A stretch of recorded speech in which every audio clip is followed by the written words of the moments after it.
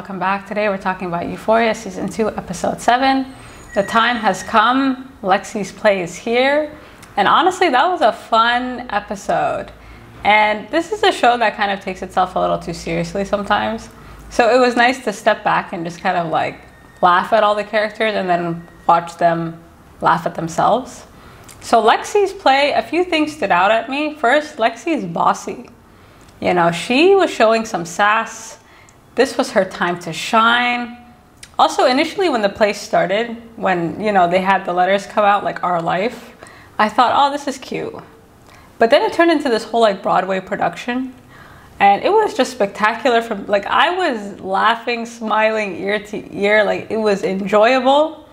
And I think Ethan stole the show. So although it was Lexi's episode, Ethan for me was a superstar. You know, it took me a while to clock that he was playing all the parts. And he's phenomenal.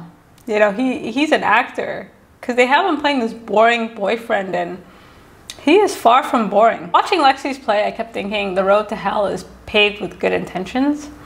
And although she means well, you know, like this is a play about love, friendship, the loss of friendship, you know, you kind of wonder, because on one hand, watching her backstage, you know, it's her time to shine. You know, like this is her moment.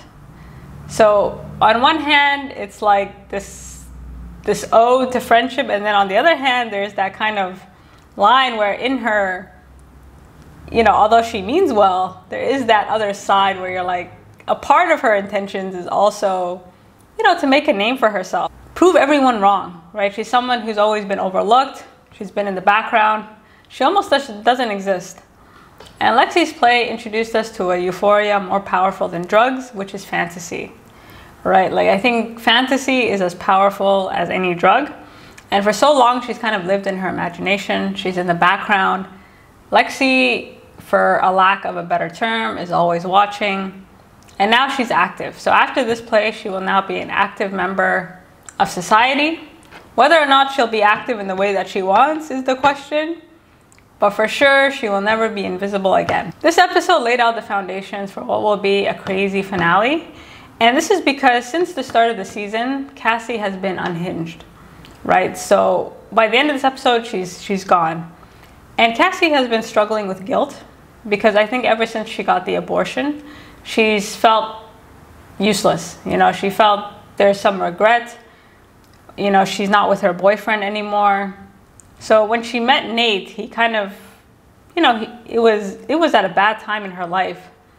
And I think Cassie is the type of person that sort of like looks on the bright side. You know, she has that kind of chipper. So maybe I'm trying to just get in her head a bit. Like, Nate is the light at the end of the tunnel, where it's like, okay, well, all this happened so we could be together.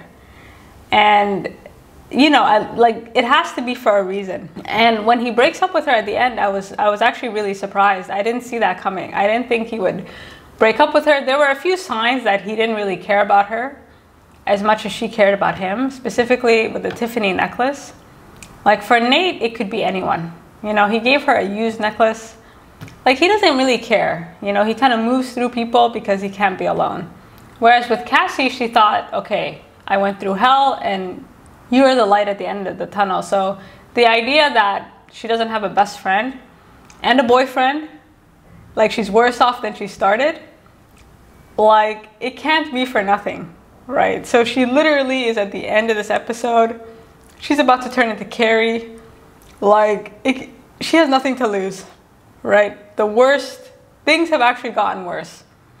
So I think she's about to snap. Okay, so let's discuss this play. So Lexi's play, you know, I enjoyed the crossover between reality and the play. Like, it was hard to know what she included and what she did not include. And that was evident at the start. So at first I thought it was a flashback of Rue's father's funeral. And then I realized it was the play, because those girls standing outside Rue's room, like, I had to do a double take. The way they were able to transition between flashback and the play was really, really well done. And so a few things to note. So we'll start with Rue's relationship to Lexi. So Rue was using drugs, like, she had started using drugs while her father was dying, and it seems that they in particular Like, she was really using, right? She's been going through hell, and Lexi, you know, she's been in the background. She's observed everything, and she's trying to comfort her friend. And the play's effect on Rue, at first I was a bit concerned, because Rue is rock bottom, right? Which is saying a lot, because it seems like she always meets a new bottom. But she's kind of coming into this play with the knowledge that her mother has given up on her. So in the last episode, you know, they weren't able to get her into rehab. And her mom basically tells her point blank period, I'm done with you. I'm taking you off my plate. You're 18 almost. I can't baby you anymore. You know, like, I gotta save my other daughter. And Gia, as we suspected, is not doing well. You know, she's been in detention. She has failing grades. Apparently she's not getting much sleep, which is a huge red flag. And on top of that, she's texting at all hours of the day, which we've observed. So her mother tells her straight up, like, listen, I'm done.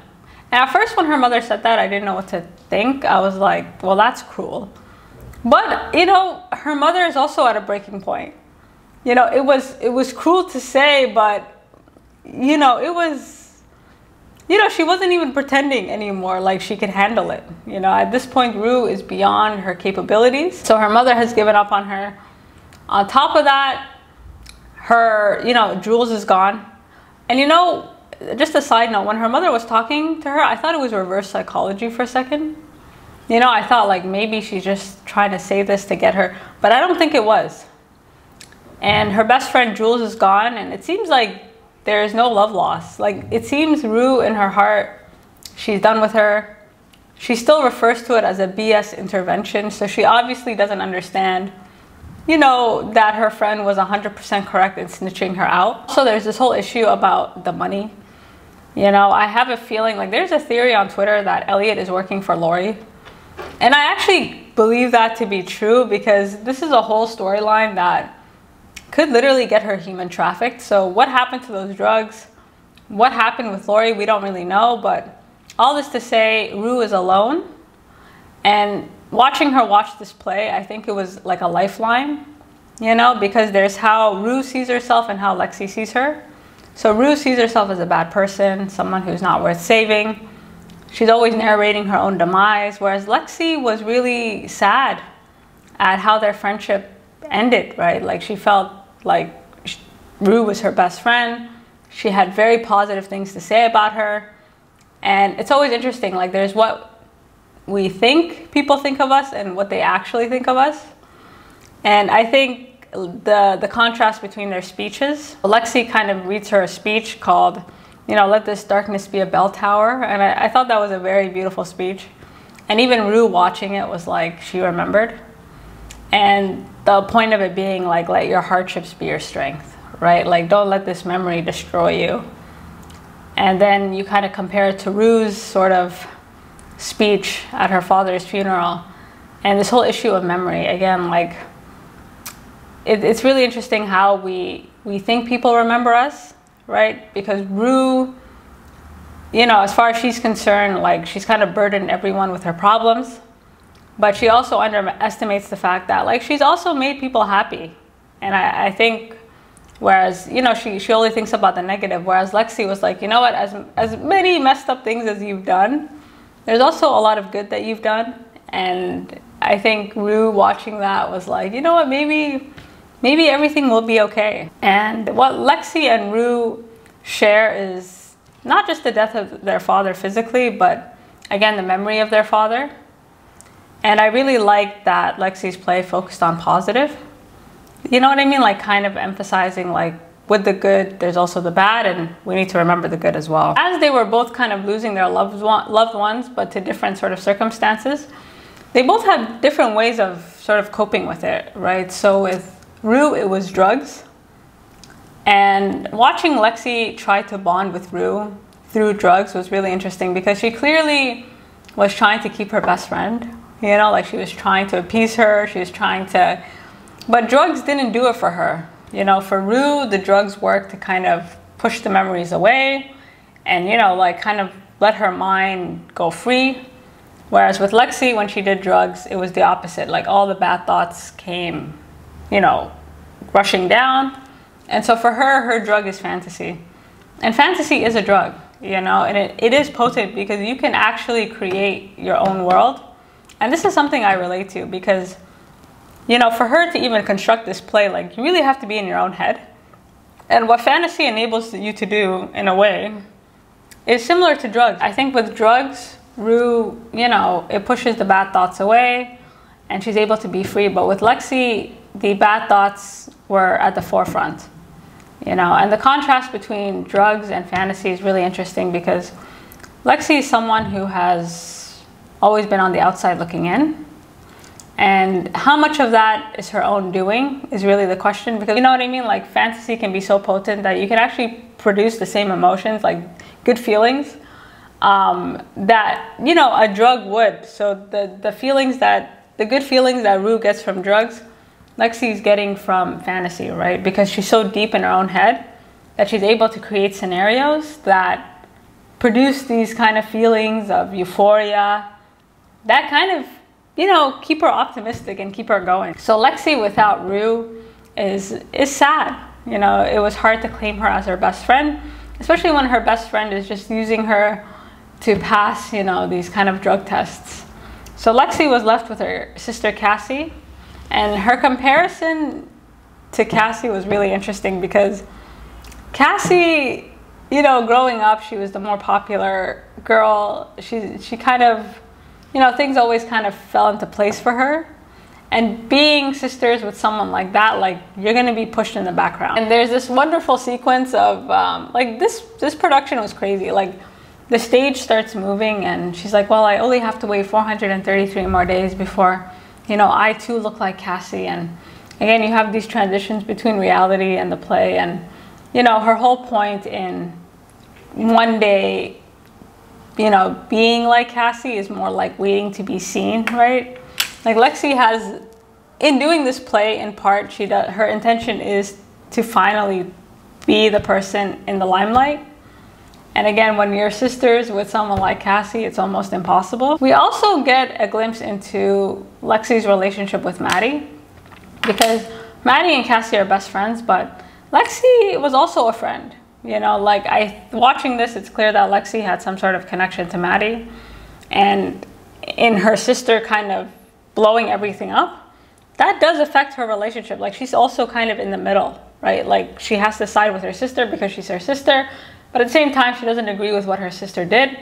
And she really likes Maddy. Like, there's this nice flashback where Maddy's putting on makeup and she talks about, like, how she didn't trust Maddy because she was so confident, right? Like, how can you trust somebody that's that confident? And the more she got to know her, she realized she wasn't that bad of a person, you know? And the thing about confidence is nobody knows if it's real or if it's fake, right? And this is evident with this play, because although Lexi put everything into it, like, she's still nervous, right? Like, you do your best, but behind the scenes, you know, nobody knows what's going on in your head.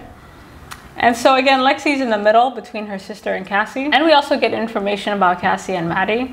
And now I understand why Maddy's so upset, because Maddy was basically a part of Cassie's family, it seems. Like, they kind of took her in when she wasn't doing that well. Cassie was really like a second, like, they were like sisters, you know? So when Maddy finds out about the Nate situation, it's like a death in the family. You know, like, they were close. They were really close, like sharing beds. I like the transition between, you know, when we're kind of discovering how Cassie and Maddy met to, like, the day of. Because in Rue's episode, when she was kind of going crazy and she exposed everyone, the last we saw of Cassie was running up, you know, a flight of stairs and Maddy chasing after her. And we didn't really know what happened, but now we know what happened. And this scene is so interesting because Cassie is petrified, right? She locked herself in. She doesn't have the heart to confront Maddy. And, you know, she's not so much scared of getting beat up, I think. She's more scared of facing Maddy and having to acknowledge, like, she's wrong and she's not a good person. And Maddy was just devastated, right? She was like, you know, I'm tired. You know, I have to deal with Nate, and now I lost my boyfriend, and now I lost my other sister. So Maddy was devastated. You know, she's sick and tired of being sick and tired. And watching Maddy this season, like, she has grown a lot. You know, my understanding is that she's switching high schools or something. Like, there was this random scene where she was talking to the woman that she babysits with. And I think, correct me if I'm wrong, but I think Maddy might be moving. But all this to say, like, watching what happened that day of Maddy just banging on the door, being like, you're a coward. You know, how could you do this to me? Like, I don't want to be your friend anymore. Again, like, the devastation.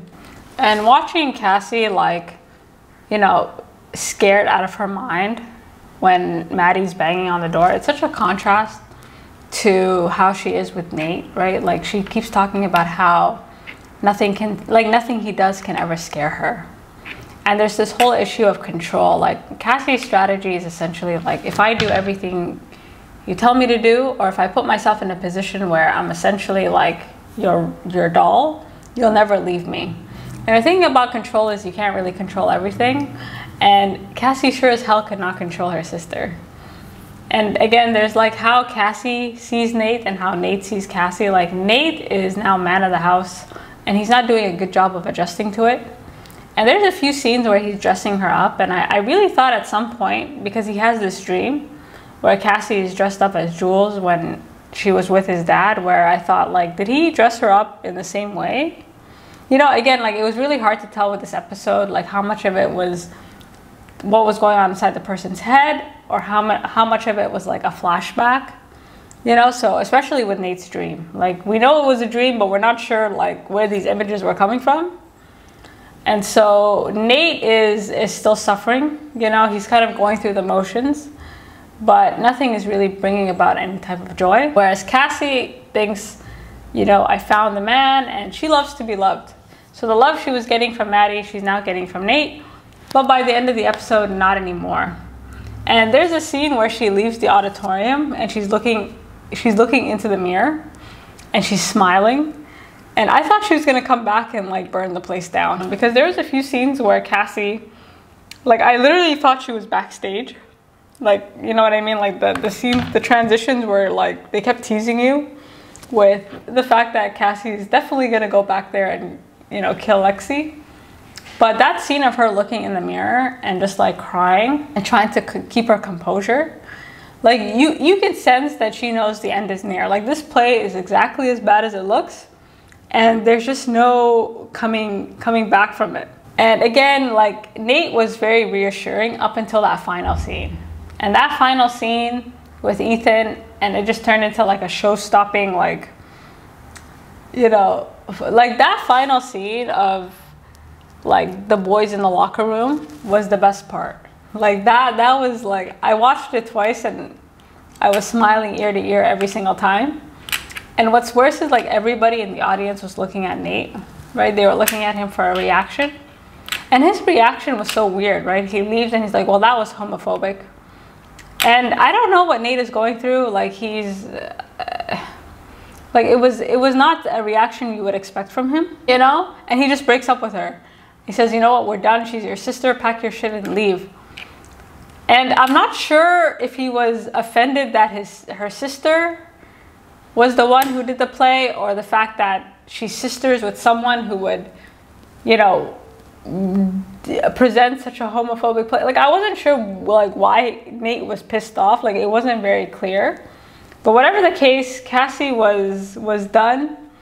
And that scene of her breathing into the glass, I don't know why I thought that was so like funny. Like, she's so pissed off, right? Like, she's unhinged. She's gonna burn the place down.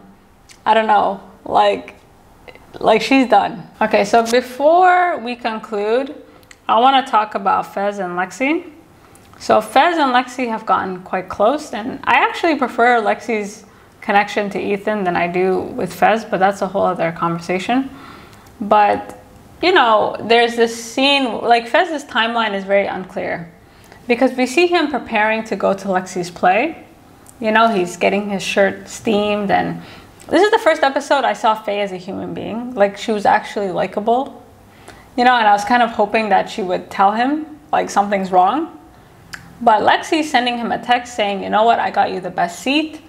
So I couldn't tell if Fez was late to the play or whatever happened to Fez happened long after. You know, like it was hard to tell when Fez's situation kicked off because something went down. We just don't know what went down. And this whole kind of sequence like was so tense because you knew something was coming.